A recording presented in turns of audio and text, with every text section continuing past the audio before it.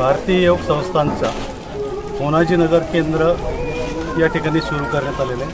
हे जिल्ह्यातील 53वे केंद्र आहे आणि भारतीय योग संस्थांच्या माध्यमातून मधुमेह निवारण शिबिर आयोजित केले जात आहे। या शिबिरामध्ये 5 दिवस मधुमेहावर आधारित आसनं घेतले गेलेली आहेत। या ठिकाणी खूप चांगली संख्या साधकांची आज दिसून आली।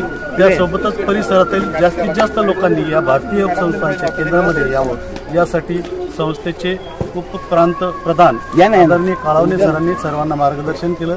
काळवणे सरांच्या माध्यमातून जिल्ह्यामध्ये अनेक ठिकाणी वर्ग सुरू आहे। निःशुल्क असे वर्ग आहे। या वर्गाला जास्तीत जास्त संख्येने लोकांनी यावं अशी विनंती करण्यात आली। किती दिवस चालणार आहे हे शिबिर? 5 दिवस असेल। आजचा दुसरा दिवस आहे। त्यानंतर नियमित वर्ग सुरू असतो। प्रतिसाद कसा होता? पहिल्या दिवशी खूप चांगला प्रतिसाद होता। काल 32 होते, आज 45-50 पर्यंत अजून वाढण्याची शक्यता आहे। खूप मोठा परिसर आहे।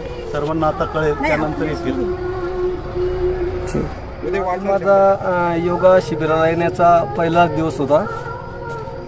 सकाळी 5 वाजल्यापासून मी अतिउत्साहामध्ये या शिबिरासाठी उपस्थित राहिलो आणि सगळ्यात अगोदर या ठिकाणी दाखल झालो। पहिल्या दिवशी आसनं करताना थोडी गडबड झाली, कधी पाय वरती व्हायचा, कधी हात खाली राहायचा, परंतु हे जे साधक आहे योगा साधक यांनी अतिशय शिस्तबद्ध रीतीनं आमच्याकडून योगा करून घेतला आणि पहिल्याच दिवशी असं एक शरीरामध्ये चैतन्याची सुद्धा एक जाणीव झाली आणि खरोखर ही आसनं आपल्या शरीरासाठी म्हणा किंवा आपल्या शरीरामध्ये असणारे ताणतणाव, काही वेगवेगळ्या प्रकारचे आजार याच्यासाठी किती उपयुक्त आहेत याची खरोखर आज मनोमन खात्री पटली आणि इथून पुढं नियमितपणानं आमचे होनाजीनगरवासीय या शिबिरासाठी उपस्थित राहतील। या प्रसंगी त्यांनी पुस्तिका दिली, याचं वाचन देखील आम्ही आज करणार आहोत आणि अतिशय प्रसन्न वाटलं आणि असंच या योग साधकांनी आमच्या होनाजीनगरमध्ये असे वर्ग वर्षभर जरी चालवले तरी देखील आम्ही या योगांना न चुकता उपस्थित राहू। तुमचा परिचय? मी डॉक्टर संजय पाटील, मी कृषी शास्त्रज्ञ आहे आणि होनाजीनगरवासी आहे आणि मला देखील बऱ्याच दिवसापासून काळवणे साहेबांची माझी जवळपास खूप जुनी ओळख आहे। ते नेहमी मला मेसेज टाकतात, परंतु मी ते योगाचा मेसेज आला की डिलीट करायचो। परंतु आज कॉलनीमध्येच असल्यामुळे आज म्हटलं आपल्याला जावंच लागेल आणि आज ते जरी आले नसते तर आज मी त्यांना मेसेज करणार होतो की मी आज उपस्थित होतो वर्गाला, परंतु त्यांची उपस्थितीत राहिली त्याच्यामुळे त्यांना कळलं की आता पाटील सर इकडं जुळले आणि नियमितपणानं आणि प्रचार प्रमुख मी प्रचंड प्रचार करणारा माणूस आहे। होनाजीनगरची आजच्यापेक्षा जास्तीची संख्या नक्कीच होईल याबद्दल काही दुमत नाही। धन्यवाद। हडको जिल्ह्यात हे दुसरं शिबिर आयोजित करण्यात आलेलं आहे।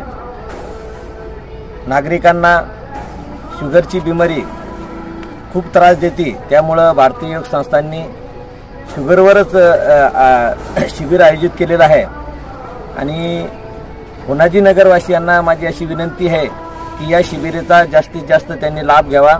आज शिबिराचा दुसरा दिवस होता, आणखी 3 दिवस शिबिर चालणार आहे आणि या नागरिकांची जर इच्छा असली तर 365 दिवस भारतीय योग संस्थांच्या वतीनं इथं मोफत योग वर्ग चालवण्यात येणार आहे। मात्र त्यांची इच्छा प्रबळ असली पाहिजे। आमची इच्छा तर 100% आहे की इथं योग वर्ग नित्यनेम चालायला पाहिजे।